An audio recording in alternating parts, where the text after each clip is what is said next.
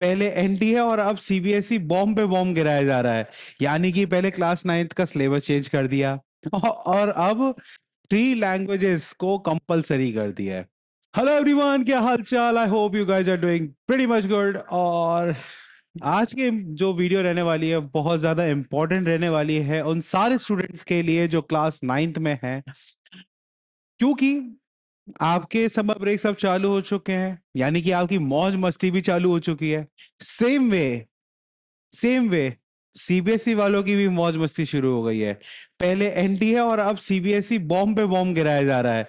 यानी कि पहले क्लास 9th का सिलेबस चेंज कर दिया और अब 3 लैंग्वेजेस को कंपलसरी कर दिया है।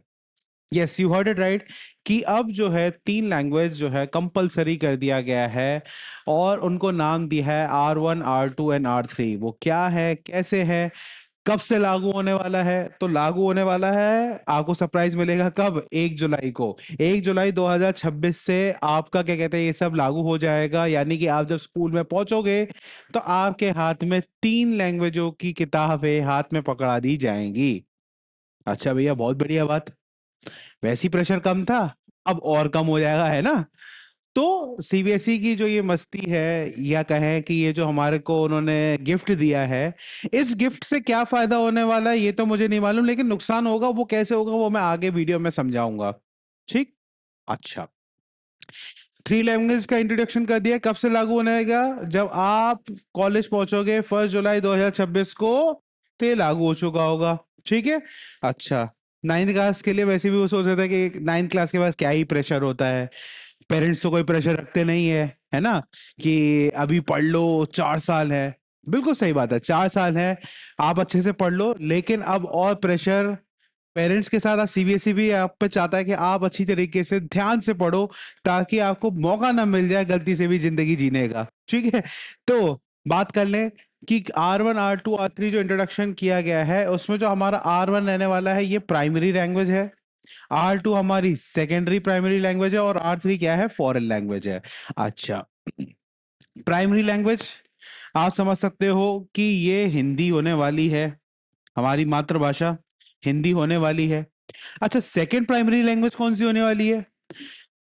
तो जो नॉर्थ ईस्ट वाले जो है, not north east, north India वाले लोग हैं, वो मोस्ट प्रोबेबली संस्कृत को ऑप्ट करना पसंद करेंगे।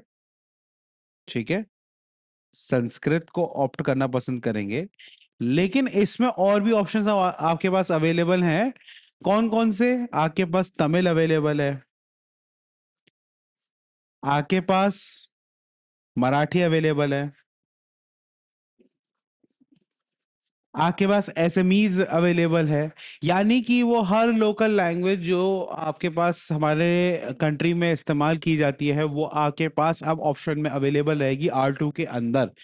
और बात कर ले फॉरेन लैंग्वेज की, यानी कि R3 की बात अगर मैं कर लूं, तो R3 में आपके पास हर वो फॉरेन लैंग्वेज आ जाएगी, जैसे कि आपके पास आ जाएगी Japanese, Japanese, French, French revolution हट गया लेकिन फ्रेंच है आपके पास, जर्मन,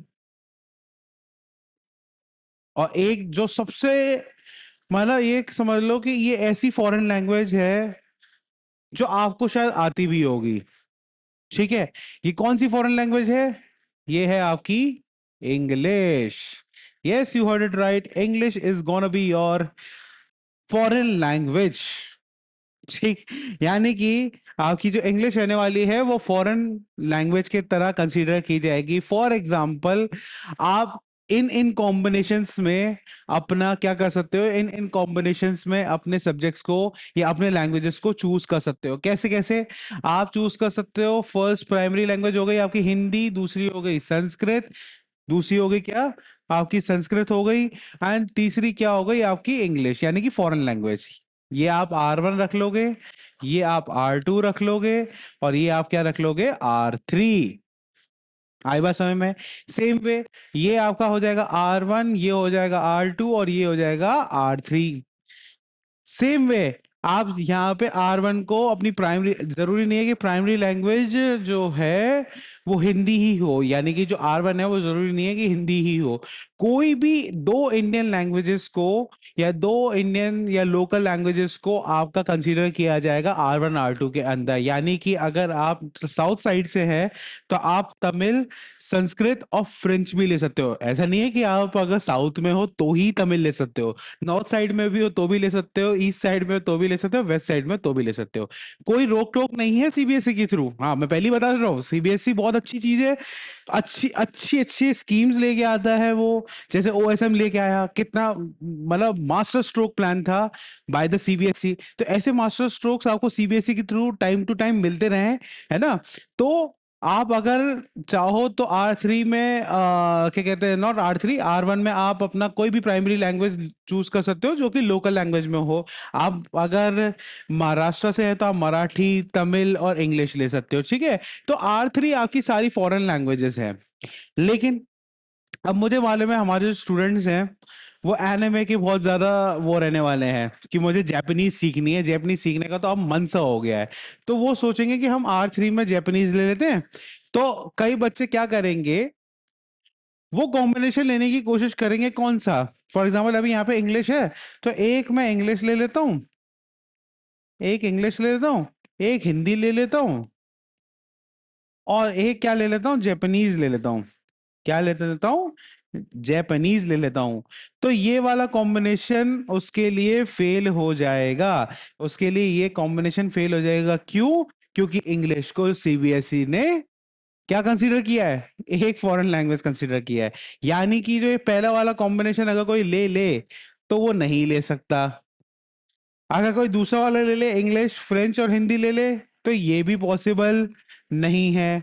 क्यों? क्योंकि अगर सपोज करो मैं इसको R1 मान लूं तो बाकी दो क्या है, फॉरेन लैंग्वेजेस है। लेकिन तीसरा वाला मैं ले सकता हूं, कैसे? ये R1 हो जाएगा, या इस ये R1 हो जाएगा, ये R2 हो जाएगा, और ये क्या हो जाएगा आपका R3, यानी कि फॉरेन लैंग्वेज। अच्छा भैया, तो क्या तीनों लैंग्वेजों का पेपर होगा? जवाब है हाँ, लेकिन पार्शियल हाँ। कैसे? R1 और R2 आपके पेपर के अंदर कंसीडर किया जाएगा, यानी कि R1 और R2 के मार्क्स आपके मार्कशीट्स में, आपके सर्टिफिकेट्स में शो होंगे। लेकिन जो आपका R3 रहने वाला है, जो आपका R3 रहने वाला है, उसका सिर्फ स्कूल बेस्ड असेसमेंट होगा। यानी कि स्कूल वाले जो हैं वो आपको असेस कर सकते हैं उस पे। सेकेंडली, आपके सर्टिफिकेट पे शो होगा, आपके सर्टिफिकेट पे शो होगा कि आपकी जो R3 है वो क्या है, इंग्लिश है। बट उसका कोई लेना देना नहीं होगा किस में, बोर्ड के एग्जामिनेशन में। बोर्ड के एग्जामिनेशन में इसका कोई लेना देना ही नहीं होगा। तो अब सवाल उठ के आता है कि भैया एक बात बताओ, तो फिर लैंग्वेज चूज कैसे करें? तो यहाँ पे भी एक मसला है कि जो स्कूल्स है वो हर लैंग्वेज प्रोवाइड नहीं कर सकती। ऑब्वियस सी बात है, अगर मैं नॉर्थ साइड में हूँ तो मेरे पास तमिल का टीचर कहाँ से लेके आऊँ, मैं मलयालम का टीचर कहाँ से लेके आऊँ? अगर मेरे को सपोज करो, मैं अगर सीबीएसई में होता, क्लास 9th में होता, तो मुझे अगर सपोज करो मराठी सीखनी है या तमिल सीखनी है, तो मैं नॉर्थ साइड में रह के मराठी और तमिल कैसे सीख सकता हूँ जब मेरा स्कूल मुझे ऑफर ही नहीं कर रहा है? तो मेरे पास बेस्ट ऑप्शन जो अवेलेबल रहेगा नॉर्थ साइड के बच्चों के लिए वो रहेगा कि भैया मैं हिंदी ले लूंगा, और साथ ही साथ में मैं संस्कृत ले लूंगा, और मैं क्या ले लूंगा, इंग्लिश ले लूंगा। अच्छा भैया, अब समस्या उन सारे बच्चों के लिए आ जाएगी जो गलती से इंग्लिश मीडियम स्कूल में पढ़ते हैं। आज तक तो हम लोग इंग्लिश पे करते थे फोकस, हमारी बुक्स इंग्लिश में, हमारे स्कूल में, और कहें कि हमारे जो प्रेमाइसेस है उसके अंदर इंग्लिश को कंपलसरी करके रखा हुआ था। लेकिन अब इंग्लिश हमारी कंपलसरी नहीं हो गई। पूछो कैसे? इंग्लिश को तो हटा दिया ना, R3 को तो माना ही नहीं जा रहा है ना। R3 का कोई असेसमेंट तो होना नहीं है, सिर्फ स्कूल बेस्ड असेसमेंट होना है। तो पेपरों पे ध्यान कैसे दोगे? बात समझ रहे हो? पेपरों पे कैसे ध्यान दोगे?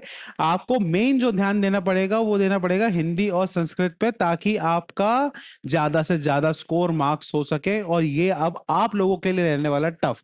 तो अब आप जब भी सेलेक्ट करोगे लैंग्वेजेस को, आपको सबसे पहले चेक करना पड़ेगा कि आपके स्कूल में किस लैंग्वेज की अवेलेबिलिटी अवेलेबल है। यानी कि आपके स्कूल में हिंदी, संस्कृत अवेलेबल है R1 R2 में, या मराठी हिंदी अवेलेबल है, या तमिल हिंदी अवेलेबल अवेलेबल है, या कहें कि मलयालम हिंदी अवेलेबल है, या मलयालम संस्कृत, मतलब आपका जो लोकल लैंग्वेज है वो अवेलेबल कौन कौन से हैं। R3 इंग्लिश आप ले सकते हो, आपकी मर्जी है। आपके स्कूल में अगर फ्रेंच अवेलेबल है आप फ्रेंच ले लो, जर्मन अवेलेबल है जर्मन ले लो, बट वो ही लैंग्वेज लो जो आपके स्कूल में अवेलेबल है। एंड सेकेंडली, आपको कौन सा लैंग्वेज सूट करता है, आपको कौन सा लैंग्वेज सूट करता है वो भी एक इंपॉर्टेंट चीज है, क्योंकि R3 का एग्जाम तो होना नहीं है, तो वहां से तो आप स्ट्रेस फ्री हो जाओ। तो आप ये भी कर सकते हो कि आप R3 में कोई और लैंग्वेज ले सकते हो। तो ठीक है, तो ध्यान रखना कि जब भी आप लैंग्वेज लो उस पर ध्यान जरूर देना है, क्योंकि यही चीजें होंगी जो आप पे थोड़ा सा प्रेशर करने वाली हैं, क्योंकि सिलेबस ऑलरेडी चेंज हो चुका है 9th क्लास का। आप जब तक स्कूल पहुंचोगे जब तक आपके पास आपकी किताबें भी आ चुकी होंगी नई एनसीईआरटी की। तो इस बार थोड़ा सा टफ रहने वाला है। आपके जो भैया दीदी थे जो किसी जमाने में पेपर क्रैकर हुआ करते थे, अब उनके लिए भी थोड़ा टफ रहने वाला है, क्योंकि प्रीवियस ईयर इन टाइप के कोई क्वेश्चन नहीं है। टॉपिक्स भी थोड़े एनहांस किए गए हैं, थोड़ा डिफिकल्टी हल्की हल्की इंक्रीज करी गई है, मध्यम मध्यम सी। तो अपना मेन या कहे कि प्राइमरी फोकस जो रखना है वो किस पे रखना है, इस चीज पे रखना है कि कैसे हम लोग बढ़िया से बढ़िया स्कोर करें, कैसे बढ़िया से बढ़िया हम समझे और और अच्छा स्कोर करें। तो आई होप आपको ये जो अनाउंसमेंट था समझ में आ गया होगा। फिर भी अगर कोई डाउट रहता है तो कमेंट सेक्शन खुला हुआ है, आप अपने डाउट पूछ सकते हो। एंड मैं मिलता हूं आपसे नेक्स्ट वीडियो में। Until then stay safe.